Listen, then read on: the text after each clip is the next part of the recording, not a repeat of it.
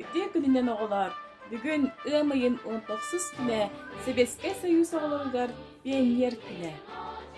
Минеме пионер этим, ол курдук бэхэс класстан, комсомол кеккетигер кириэхтар дылы дружина председателинен үлэлдим. Онон бүгүн күнэхияка, оҕос астын санаан тураммын «Звейтис кострами синие ночи» ден ыры туһунан кепсяхтын багаттым. «Звейтис кострами синие ночи» ыры туһунча тоҕус сүүс сүрбекке сыллаакка сурулдугута.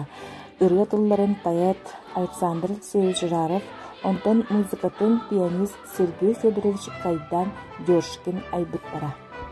Туһунча тоҕус сүүс сүрбекке сыллаакка ымыйыгар комсомоллар кийин комитеттеринин нягар Ленин кергене Надежда Крупская пионердерген Аллах ырыта айын ден сонун идея эппите.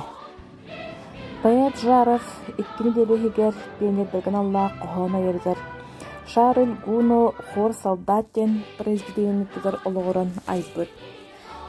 Эдер комсомолец Сергей Дёшкин бу кохоңго уратын музыка айбыт. Пионердар горуннарын тыһыгар сеп кына уларытан туксарын биэрбиттер. Онон бу ыры тоһунча тоҕус сүүс сүрбек кысылттан күн бүгүнгө диэри улукку көдөөнэ пионердара уостан түһэрбэт ырыалара болбута.